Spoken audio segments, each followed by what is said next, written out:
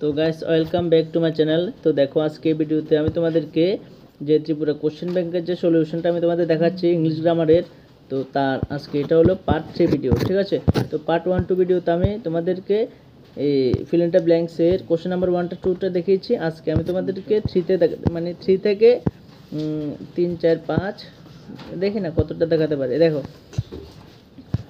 Question number 3, ডাস, একটু zoom করে বড় করে দেখো, does Partha dash what he is doing, কিসে does Partha dash what he is doing. তো এখানে নোস না নো না নিউ কি হতে পারে, বুঝতে পারছো তো? তো দেখো একটা সাবজেক্টটাকে পার্থ, এটা কি থার্ড পারসন সিঙ্গুলার, তাহলে ভার্বের সাথে কি হবে? এস বা ইয়েস হবে, ক্লিয়ার তো? তাহলে এখানে নোস হবে না নো হবে না নিউ হবে। দেখো এই নিউটা কিন্তু দেখো নিউটা পাস্টে, এটা প্রথমে বাদ হয়ে যাবে কারণ এটা ইস্টেস প্রেজেন্টে রয়েছে, মানে পুরো সেন্টেন্সটা কিন্তু প্রেজেন্টে, তাহলে নিউটা হবে না, নো বা নোস হবে, এই দুইটা থেকে একটা হবে। তো নো কখন হয়? নো হয় যদি সাবজেক্টটা যদি প্লুরাল হয়, ঠিক আছে, তখন নো হবে কারণ এস বাই যুক্ত হবে না। আর সাবজেক্ট যদি থার্ড পারসন সিঙ্গুলার হয় তখন এস বাই যুক্ত হবে। তো এখানে পার্থ কিন্তু থার্ড পারসন সিঙ্গুলার সাবজেক্ট, এই জন্য এটা হওয়ার কথা। কিন্তু দেখো এখানে আবার এফেক্ট আছে, দেখো এখানে পার্থ যে সাবজেক্ট, এটা থার্ড পারসন সিঙ্গুলার যে, এটা অনুসারে কিন্তু ডাজের সাথে অলরেডি এস বাই যুক্ত হয়ে গিয়েছে, বুঝতে পারছো তো? তো এটা যেহেতু এস বাই যুক্ত হয়ে গিয়েছে, তো পরের ভার্বটা এই ডাজের পরে আবার যদি আরেকটা ভার্ব থাকে সেটা ডাইরেক্টলি শুধু ভি1টা হবে, ডাইরেক্টলি ভি1 হবে, বুঝতে পারছো তো? দেখো ডাজের সাথে মানে পাত্রর সাথে থার্ড সিঙ্গুলার যে জন্য ডোর সাথে ডাস হয়ে গিয়েছে। তো পরে যদি আবার বারবার আবার নোস আবার যুক্ত করে, শুধু প্রত্যেকবার শুধু ইয়ে যুক্ত করে হবে না, কারণ অলরেডি পাত্র থার্ড পারসন সিঙ্গুলার দেখে আমরা ডোর সাথে অলরেডি ইয়ে যুক্ত করে দিয়েছি। তো পরের ভাবটা এটার পর যে ভাবটা হবে সেটা ভি1 হবে, ক্লিয়ার তো? তো এটা ভি1 থাকলে এখানে এই নোটা হলো ভি2, আর এই প্রথম মাঝখানে নোটা হলো ভি1, আর এই নোটসটা হলো ভি5, কারণ আমরা জানি না এস বাই যুক্ত করলে ভি5 হয়। তো এখানে এই প্রথমের ভাবটার সাথে এস বাই যুক্ত হয়ে গেলে পরের ভাবটা ভি1 হবে, তাহলে কোনটা হবে? নো হবে, KNOW নো হবে, ক্লিয়ার তো? বুঝতে পারছো তো আশা করি। তাহলে এই 3 নাম্বার মানে আনসার কী হবে? Does Partha know what he is doing, তাহলে নো হবে। কেন নো হবে? ক্লিয়ার তো? তোমরা এটা ছাড়াও অন্য কোনো মানে ফিল ইন দ্য ব্ল্যাঙ্কস আসলেও এটাই মাথায় রাখবা যে প্রথমে যদি ডো বা ডাস হয়ে যায় পরে ভি1 হবে। তারপরে 4 নাম্বার কোশ্চেন নাম্বার 4 দেখো, হি is the chief of the family. আমরা পরিবার, চিফ অর্থ মুখ্য, হ্যাঁ, তো ফ্যামিলি তো পরিবার, হি ইজ মানে সে হলো পরিবারের মুখ্য একজন ব্যক্তি, মানে একদম নির্দিষ্ট পরিবারের মুখ্য একজন ব্যক্তির কথা বলেছি না, পরিবারের যে কোনো কেউর কথা বলে না, কিন্তু পরিবারের যে একদম চিফ মুখ্য তার কথাই কইতাছি, হ্যাঁ। তাহলে আমরা পরিবারের ফ্যামিলি মেম্বারগুলোর মধ্যে যার যে নির্দিষ্ট তার কথা না বলছি, তাহলে নির্দিষ্ট তার কথা আসলে কোন আর্টিকেল বসে? দা বা দি, যেটাই বলি, কেমন? তাহলে এখানে হি is the chief of the family আইব, বুঝছো নি? এখানে এবা এনকে লাগা হয়েছে না, কারণ এটা মুখ্যর কথা কয়ে দিছে, হ্যাঁ। তাহলে আনসার, হ্যাঁ আনসারটা কি হবে? দি হবে, he is the chief of the family, ঠিক আছে। তারপরে question number 5, dash dash God bless you. তো ভগবানের কথা আসলে প্রার্থনা, তারপরে প্রার্থনা এগুলো আইলে আমরা ডাইরেক্টলি কি ইউজ করুম? মে গড ব্লেস ইউ, হ্যাঁ মে হবে, ঠিক আছে। তো আনসারটা কি? May God bless you. তো এটা যদি এমন হয়, যদি মে গড ব্লেস ইউ, তাহলে কোন সেন্টেন্স হবে? কসে কেউ পারবানি কোথা? মে গড ব্লেস ইউ কোন সেন্টেন্স হবে ক?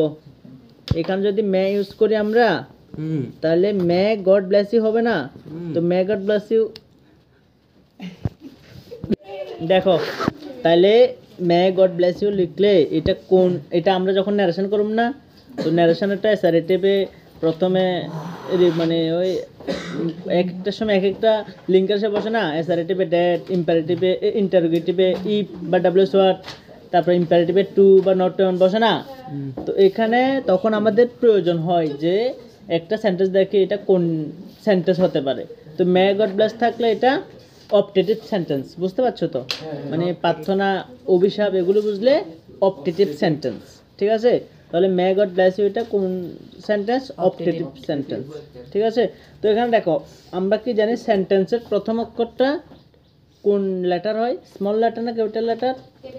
Capital letter. এই জন্য এম এর এটা ক্যাপিটাল লেটার হয়েছে, কিন্তু মের পরে গড না, এই গডের ক্ষেত্রেও আবার জিটা ক্যাপিটাল লেটার। কি মানে কেন কেউ করতে পারবা?